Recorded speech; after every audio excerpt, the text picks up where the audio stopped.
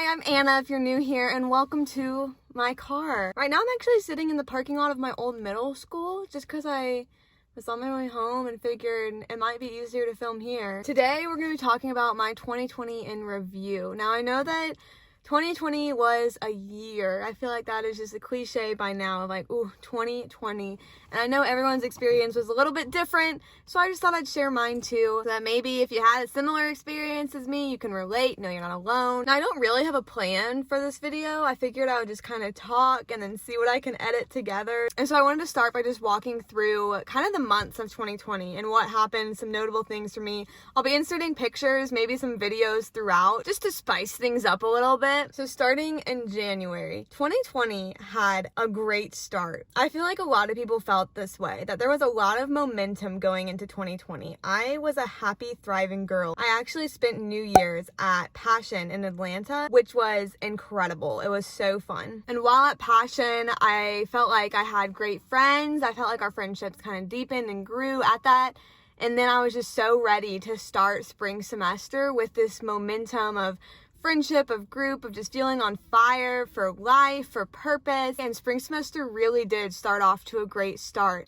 So I was in 19 credit hours last spring, and I was a busy girl throughout both January and February. I was busy, but I also felt like I was thriving in the beginning of 2020. Even though I was so overwhelmed, I felt like I was pretty balanced, giving school the right amount of weight in my life, giving church the right amount of weight, giving volunteering, giving friendships the right amount of energy. Things were going well. I remember I turned 20 on January 20th, 2020, and that was just such a good day that I have like such great memories from. Went to Waffle House in the morning, and then we went ice skating, and then came back to my apartment and just hung out, and I just remember being so happy at the beginning of this year. A notable memory in February, I remember, I guess this just kind of like sums up the whole feeling of the first 2 months, is that I went skydiving, which was absolutely incredible. We went on a weekend trip, me and 3 other friends. The main purpose was skydiving, but then we also just hung out. It was really a great time, like one of the best weekends. And so like maybe it's cliche to be like, I felt on top of the world, but like I did, like I felt like I could do anything. January and February, A1. Prime months. And then I feel like March was a turning point for so many people, and myself included. So my little like COVID becoming a thing story. And I remember Wednesday, what would that have been? March 11th. I worked like regular from 6 to 2 on Wednesday. And I remember having a conversation with my manager, which like right now, like looking back, I'm like, wow, I knew nothing. But I remember having a conversation where I was like, oh yeah, like this will just all blow over. And even if they cancel school, like they can't send me home. Like I'll still be back in Tuscaloosa no matter what. I don't know. Looking back, it just seems so dumb. Like why was I with full confidence saying that? But you know. And then I remember at 2 p.m. that day, I got off of work and I looked at my phone and I had a bunch of text messages from Zach, who is like saying, he was basically saying like, I think you should rethink going to see Grammy and Poppy, because I was planning on going to see my grandparents for spring break, which was going to be the following week. And I remember seeing those text messages and being like, what? Like, I should rethink going to see my grandparents? Okay. Just like not really thinking that big of a deal of it. And I remember he called me. He was like, hey, there's been like more headlines and everything, and like the highest risk categories are people over 65, like people with any kind of heart condition, like all of this stuff, saying like airports are like really hot spots because there's people from all over.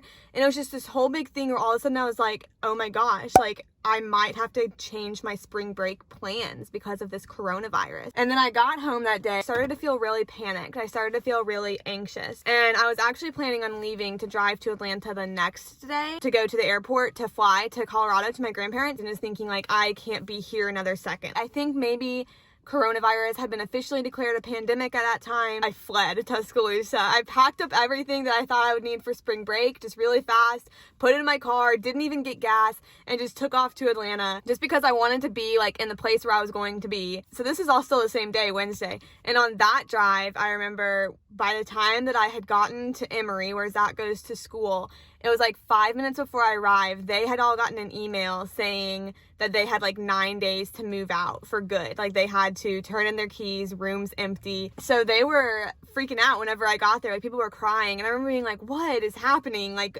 what? Because remember, I'd woken up that morning thinking nothing was different. And basically, I guess everyone knows how like the next few days happened. Places started shutting down. Remember like the NBA canceled their games.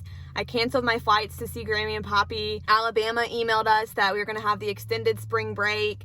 And it was just this whole big ordeal. I feel like those like 3 days right in there where the world shut down, I feel like that was all of March. Like I know March had more days than that, but I feel like that just sums up March, was like the whole like everything's going, and then like screeches to a stop. And it was definitely the same for me. What's actually a little bit funny, whenever I got home in March, I developed a really bad cough, and I remember like, oh shoot, like this is it. This is the coronavirus. And it turns out I had bronchitis. So I haven't even had COVID, but I did have bronchitis at the beginning of the pandemic.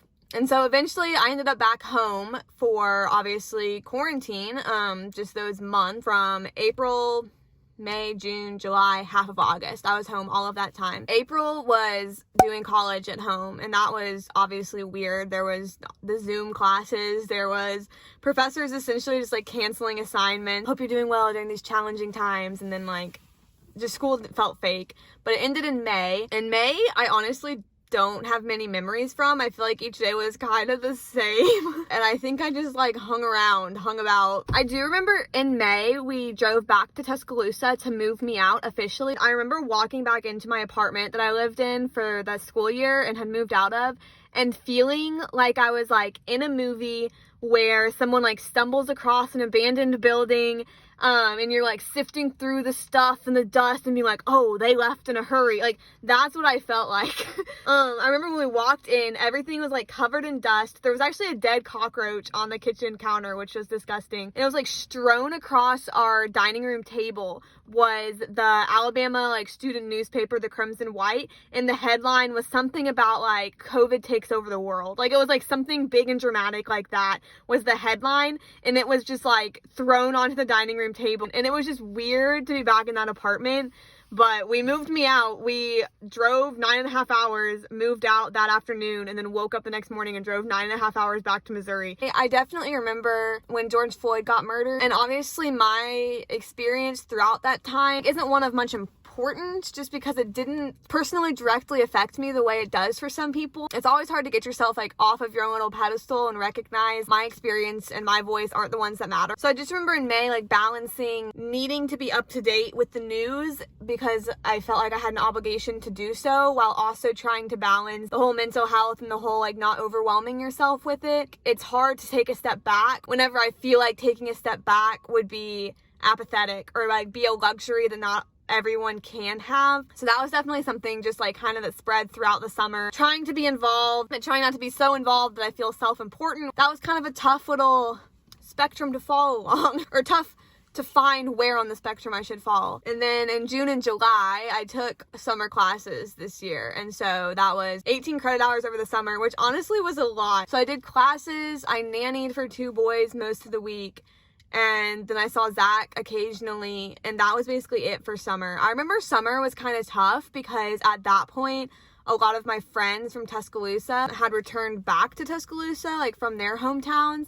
And so it was so weird, like seeing pictures and everything of like people hanging out and having a good time whenever I was at home seeing my family, the boys I nannied, and Zach sometimes. Like people weren't hanging out because people were being careful. Like it was still stay at home orders. There were definitely some days where I had to do a little like social media cleanse because it's like a weird feeling left out, but like because you're 600 miles away. But also I knew returning to Tuscaloosa wasn't the right move for me at that point, so I stayed at home. In July, we actually took a vacation to the U.S. Virgin Islands with Zach's family. Actually 2 days, I think, before we were originally supposed to leave, Zach's brother got COVID, and so plans had to be changed. So whenever that happened and we had to change the plans, I was just convinced on the inside that nothing good was gonna happen anymore. I was like, this is the one thing I've been looking to, and now it's canceled too. I remember just thinking I am incapable of getting excited for anything now, because like anything that I had been excited for in the past few months just hadn't happened. Then the one thing that I let myself get excited for was going to Virgin Islands, and then like it got changed too, which thankfully it did end up happening. But it was this whole, I wasn't gonna believe it until we were actually there. All of us got tested before we went, and then whenever we arrived there was just like at a home only with the people we were with. But that was was a good break. That was definitely a highlight of 2020. But when we got home from that, then August came around, which was me prepping to go back to school. I moved back in on August 9th, and it was so weird. I feel like it was a bigger culture shock almost. I don't know how else to describe it. Moving from home to Alabama this year than even like freshman year, mostly just because the approaches were so different with COVID, with the coronavirus. I remember there was like multiple days where I would walk out of my dorm and see like people without masks, like people in huge groups, like right at the beginning whenever that felt really surprising, and thinking like, oh, some big headline must have like dropped that I just totally missed, because obviously we're not being careful about COVID anymore. But no, nothing had changed. It was just people's approaches had changed. Going into fall semester, I kind of expected it to be a lonely one, like lots of self-isolation, lots of time alone in my room. But I kind of assumed that everyone was gonna do that because like the pandemic was still raging, numbers were going up, things were still very serious. And I hate to sound like from a moral high ground on that at all, because I don't really feel that way, but it was shocking whenever I got to Alabama. I was like, oh, life's going on like normal. Like I didn't know how people did that. I remember thinking multiple times throughout the semester, I wish that I could just go like hang out with a bunch of friends right now. Like that would be so fun. That would be awesome. Except like I just couldn't get myself to do it because like COVID was still happening, so it wasn't like safe. But in August, I started my field placement for social work, which was actually originally supposed to be at a hospital, and it was like 2 days, maybe 3 days before school started when I got an email from the hospital saying, you know, like because of COVID, we can no longer have a student intern, which definitely makes sense. And so it's actually pretty last minute that I was placed with the schools. That field placement ended up essentially my saving grace throughout the semester. It gave me a little bit of purpose, you know. I definitely got more comfortable throughout the semester. So it started in August, went until November. I loved my supervisor. We became great pals, great friends, but it definitely was difficult over the weekends whenever I like wouldn't have anything to do, because most of my friends hung out with a lot of friends, and so I just didn't feel safe to hang out. I did have a really good roommate, and she kind of was on the same page with COVID. That was another saving grace, was just having her around to at least be a person that I could go hang out with. But for the most part, that semester was really lonely. And I feel like even now, like talking about it, even though I'm sure you don't think like, oh, she had a great time this semester, like I still feel like I'm speaking of it higher than I actually felt during it. And I want to be open, I want to be like vulnerable, honest, but it still feels weird. It almost makes me feel like a loser to be like, oh yeah, like I didn't hang out with anyone, like it was really lonely. But I feel like that was a lot of people's experience